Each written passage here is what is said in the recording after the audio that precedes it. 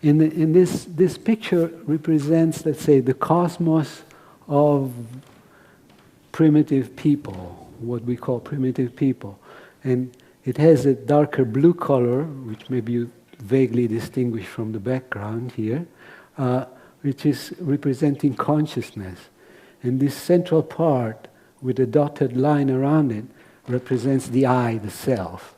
In primitive thinking, there is no sharp boundary between self and no self. The whole world is conscious. And the I has not like a sharp division from the non-I. We've moved away from that. And maybe the first major step away from that happened about 2,000-3,000 years ago with monotheistic religions, in which like the notion of a transcendent being beyond the world, and of human beings having a special relationship with this transcendent being, and consciousness being inside the human being or inside God, but not in the world. The world became like the field for human action, for human subjectivity, but not. It lost its soul. Two major steps in the making of modern cosmology. Copernicus moved us to realize that we're not the center of the universe. That the universe appears from a point of view. And our point of view is not necessarily located at the center. Another major step in making of our modern consciousness, how did we come to this worldview which is based on matter, is Descartes and this notion of res extensa and res cogitans as two different dimensions. And Descartes started actually from res cogitans, from mind as primary realization.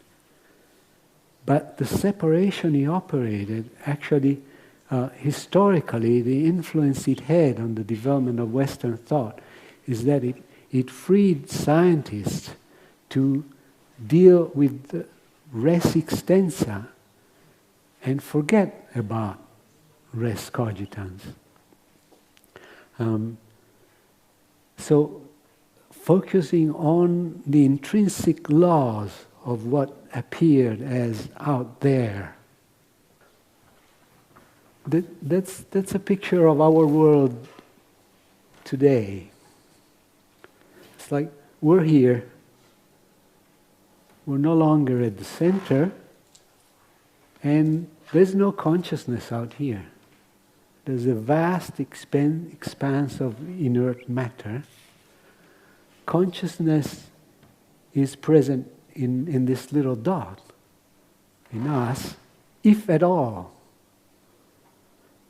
Because we could also, one current interpretation is that consciousness is not there at all. It's somehow an epiphenomenon, an apparent phenomenon, which has no essential reality. This worldview has strong consequences. That's a picture of the world at night as seen from space. And all those lights are like human presences. And this is an astronaut walking on the moon. And this is the Large Hadron Collider at CERN. But also this.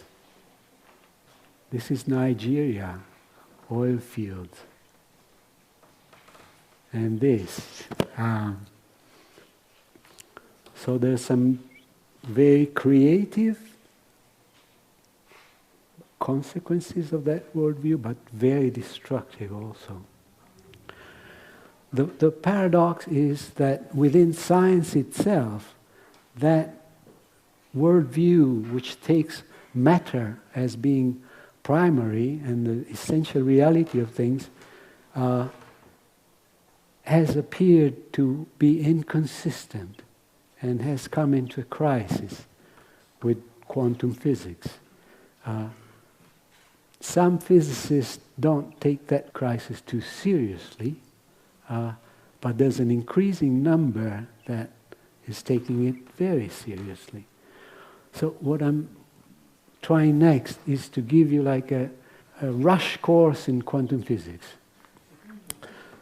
This is a very famous experiment which is reproduced in all the first year texts of quantum physics.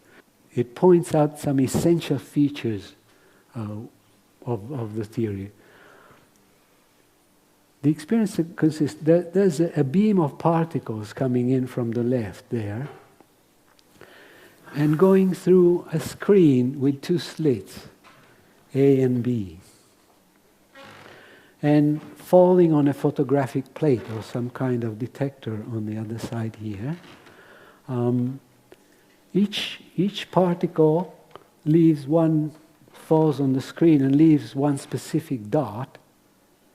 And the question I'm asking myself is that, what will be the distribution of these dots?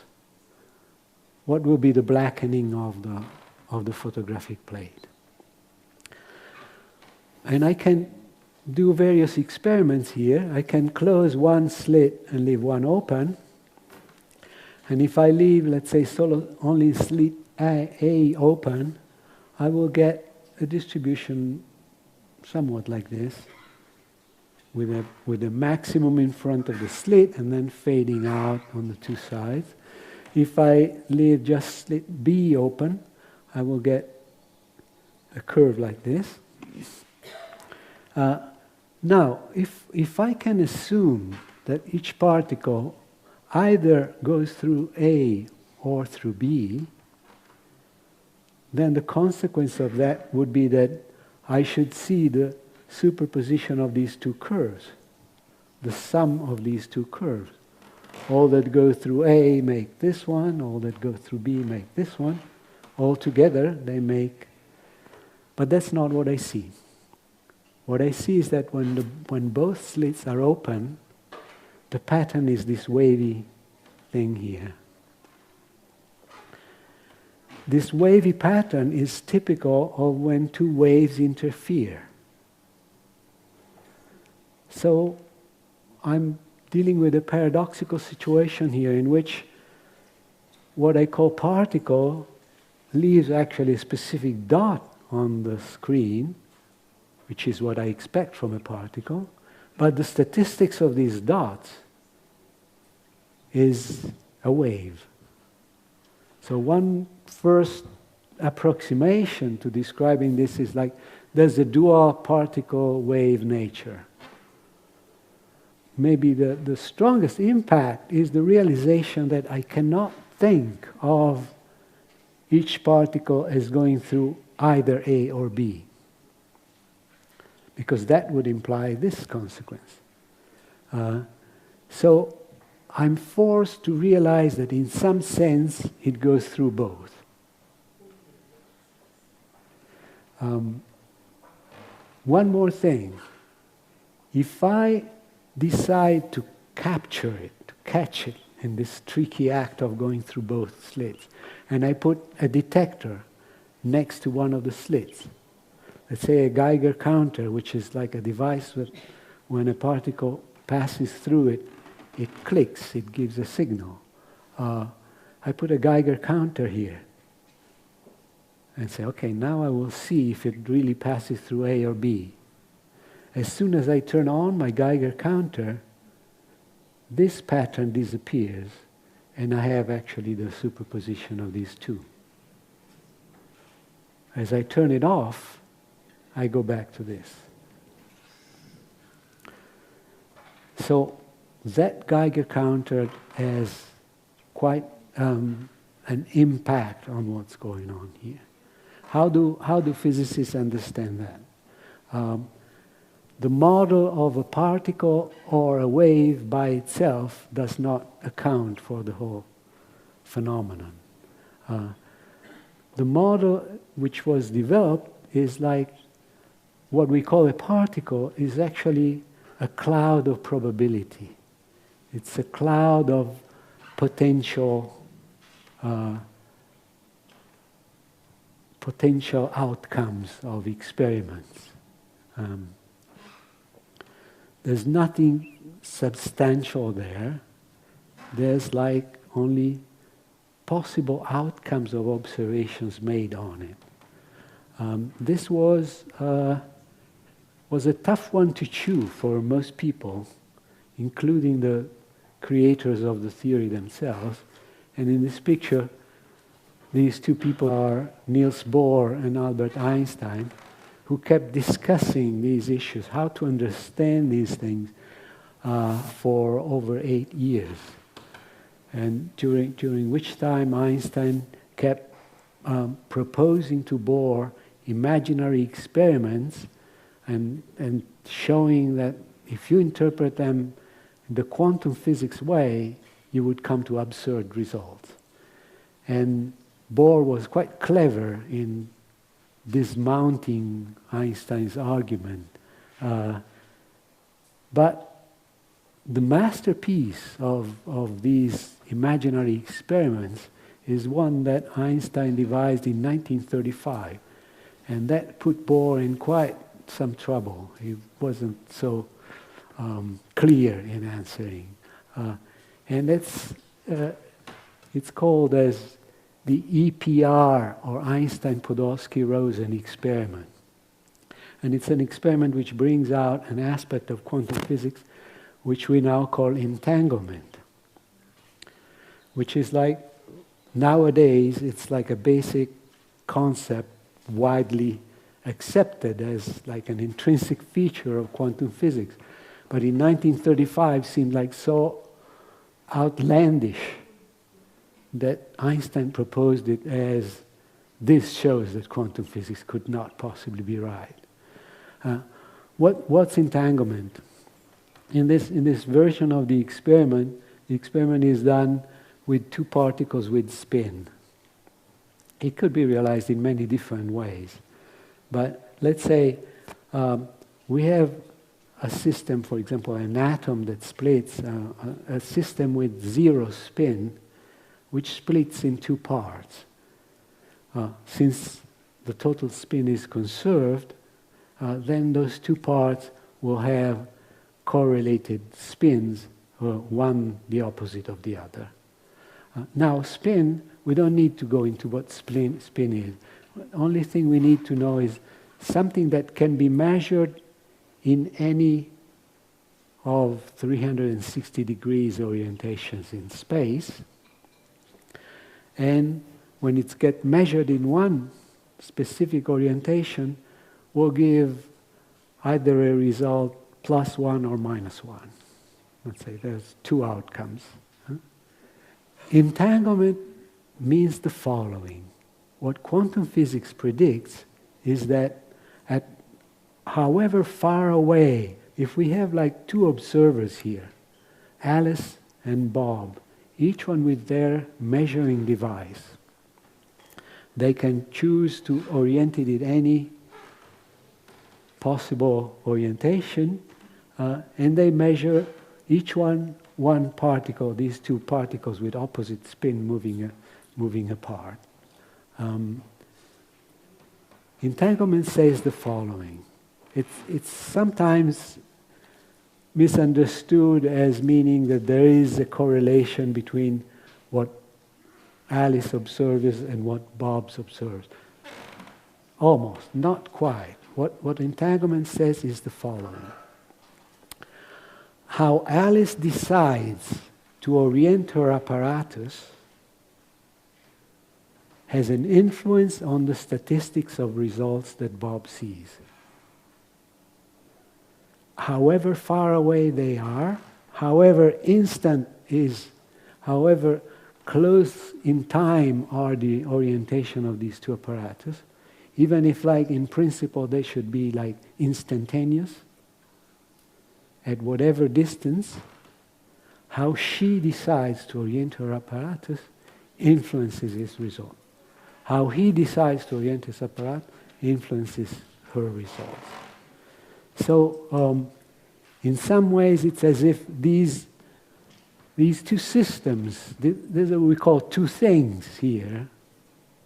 They're not two things. In some ways, it's like they're one. They keep being one after being separate.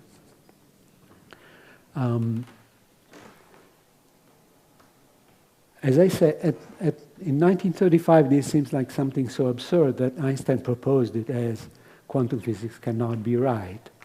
At the time, the technology was not sufficient to perform the experiment in a cogent way, which would mean like these observers being widely separated and timing being very so narrowly, so closed that that no signal could travel from one to the other. But the problem became very interesting in the 60s when John Bell went back to it and analyzed it in logical terms, forgetting about quantum physics or any physics, and just reasoning in putting in like abstract logical assumption and looking at the consequences for the results of this experiment. And the assumption that Bell put in are realism, two assumptions. He called them realism and locality. Realism means that spin is actually a property belonging to the particle. It's not in my eyes, it's in the thing out there. Locality means that any consequence at a distance must correspond to some kind of signal that travels from one to another.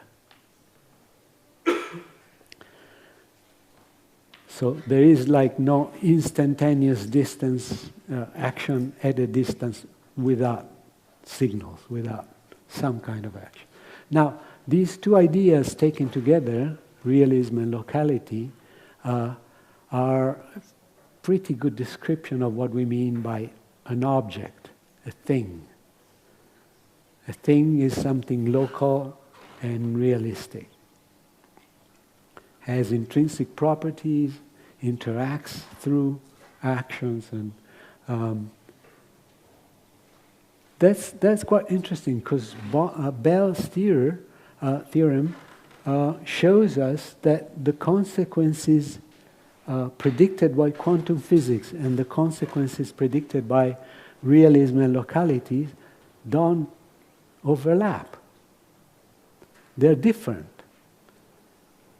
So that the experiment, in principle, offers us a way to distinguish between quantum physics on one side and any realistic local theory on the other. So the technology was there to perform the experiments in 1980, and the experiment fully agreed with the predictions of quantum physics and not with realism and locality. So no matter what theory might in the future replace quantum physics, it won't be a realistic local theory. Said it more roughly, the world is not made of things. There is no theory that describes the world in realistic local terms. One big open problem in quantum physics is the fact that in spite of the fact that the theory is extremely accurate in a vast field of phenomena, the description of the basic act of observation has remained problematic in almost 100 years since the beginning of the theory. And it has remained problematic for I believe, deep philosophical reasons. The problematic nature of it is to describe what's commonly called like the collapse of the wave function, which means the following. As I said, like the way we describe this is like a cloud of probabilities, like a superposition of potential outcomes. This cloud could be like more dense or more sparse, depending. If it's more dense, there's a higher probability of finding the electron there, or less to find it in another place. But all those, it's not that the electron is either here or there. The electron is in some sense like everywhere in the cloud at the same time. And yet, when it hits the screen, it hits in one point. When I put a Geiger counter here, it either clicks or does not click. So, how do I understand that? How do I go from that superposition of potential outcomes to one definite, specific outcome? The trouble with that is that transition is incompatible with like basic assumptions of the theory. So quantum theory can never describe the transition from a superposition of states to one definite outcome within that superposition. Peculiar situation. It's like we have a very good theory. This very good theory is unable to describe its own basic phenomenon of like how do we observe reality.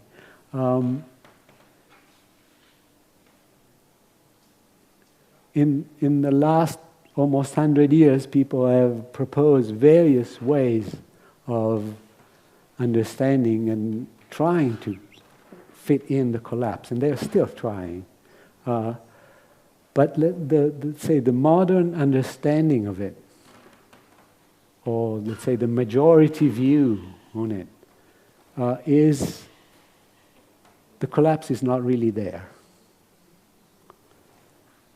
So that leaves us with the problem of understanding how does it appear to be there?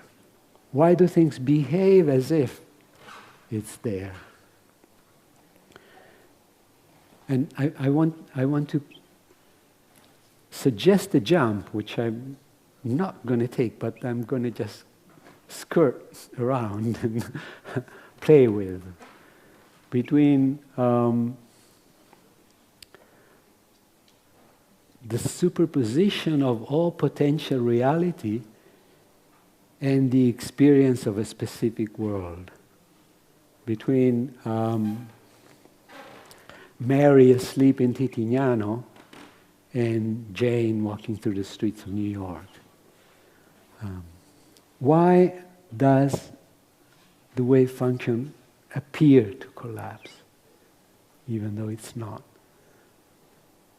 A way to reformulate the question is why there are two equivalent descriptions. On one level, there's the description of the uncollapsed wave function in which all possibilities are simultaneously present, and on the other, there's the description in which like one specific outcome happens. I was working on this problem long time ago, in the late 60s, early 70s, and it developed into the understanding of this phenomenon, which is like nowadays by most physicists considered, let's say, the fairly standard understanding of it, which is called decoherence. I'm not going to go into the details of it though, because I was never fully happy with that understanding. So I went back to rethinking it in a more, like viewing it as a consequence of some basic philosophical assumptions. And there are some experiments in quantum physics which give us a hint in how to understand this phenomenon. One of these experiments is called the quantum eraser. It could be described this way. I'm not literally describing how it's done, but like catching some essential features of it.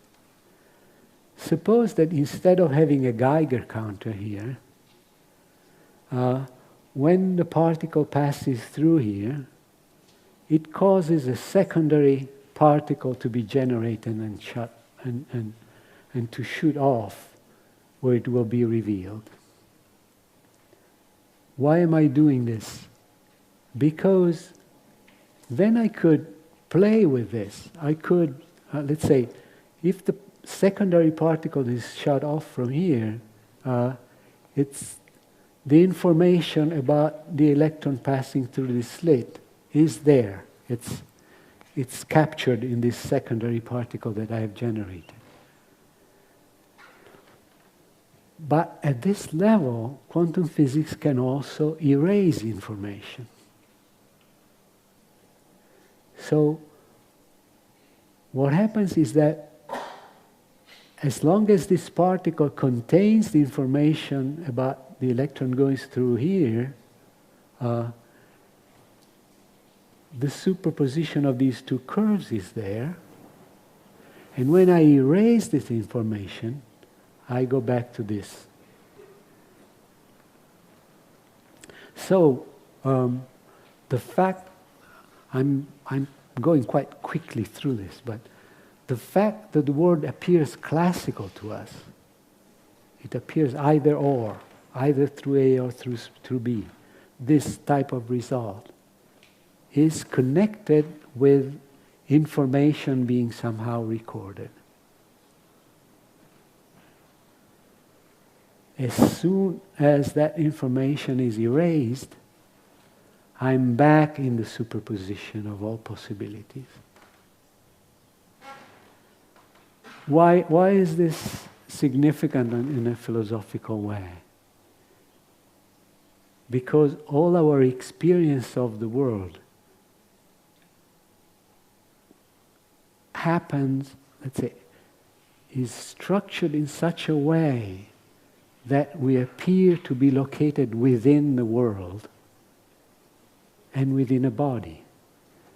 We are experiencing the world from within a body, which means like all our experiences are correlated with a happening, a change, a process, a something in a body. So all our experiences are connected to a recording of information.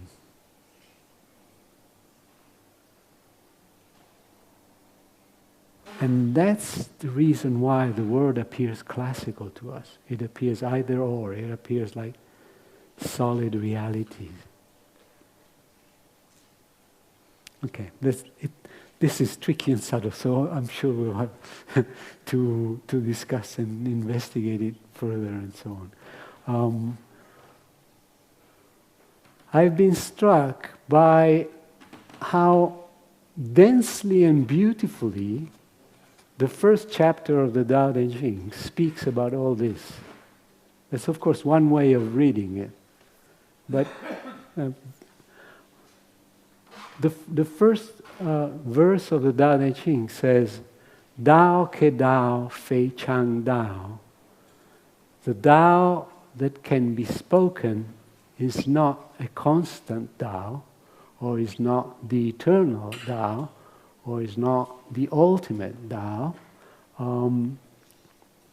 which can be taken on one level as a reminder of the postmodern realization that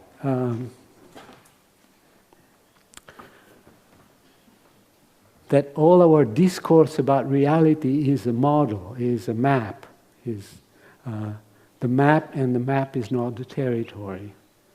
So we are only comparing maps. And Magritte's formulation is, this is not a pipe. It's a picture of a pipe. We forget. We take pictures for pipes. But the reading of this, of the Taoists, is quite different from the reading of postmodern thinkers. If language does not capture reality, if reality is beyond all maps, then the postmodern thinker says, well, let's not talk about reality anymore, and we just focus on discourse and how discourse create intersubjective worlds. And the Taoists went the other way. If discourse does not catch reality, forget about discourse and experience reality.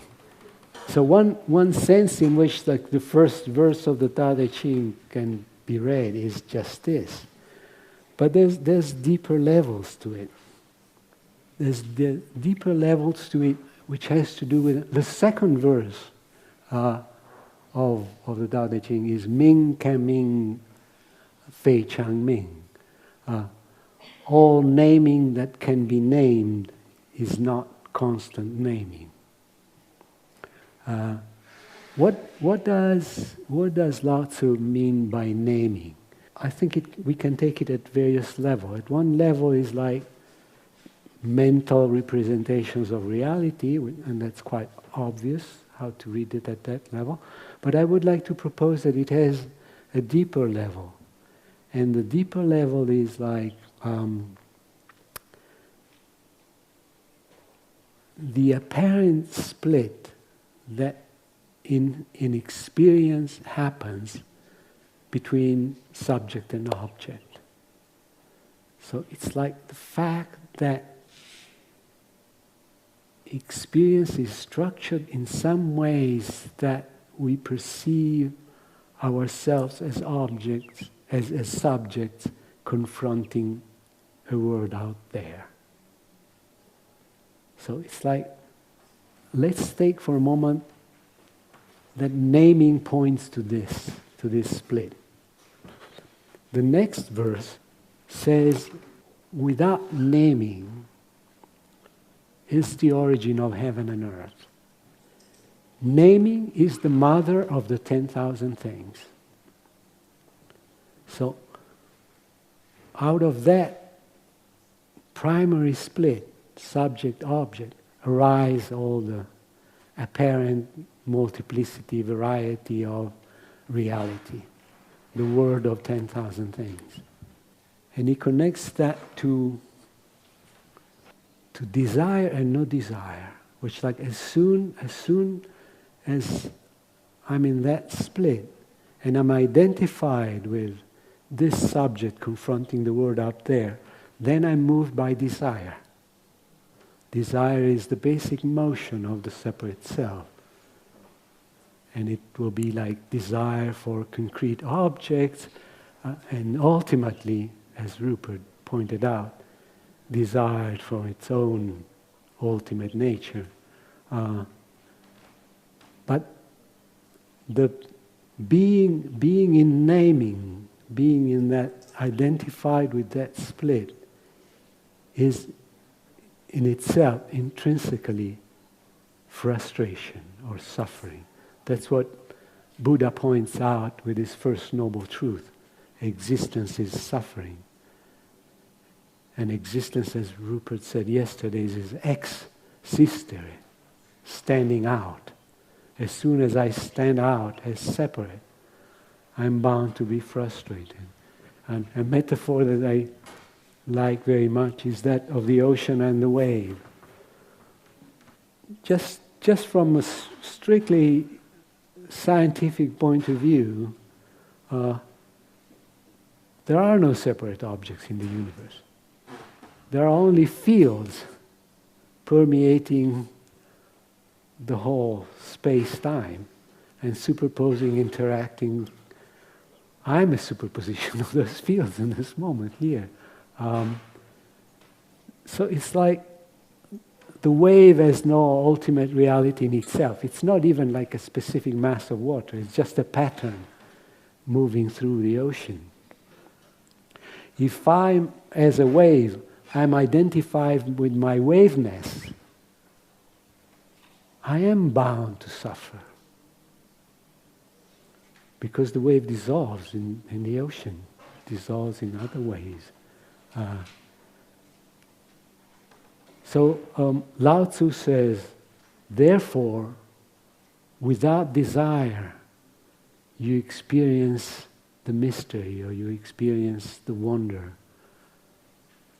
With desire, you experience the boundaries, the 10,000 things, our embodied existence, our joys and struggle. But then the really interesting point is the last verse of the first chapter of the Tao Te Ching. Because Lao Tzu is not recommending stepping out of the world. Where else could you go?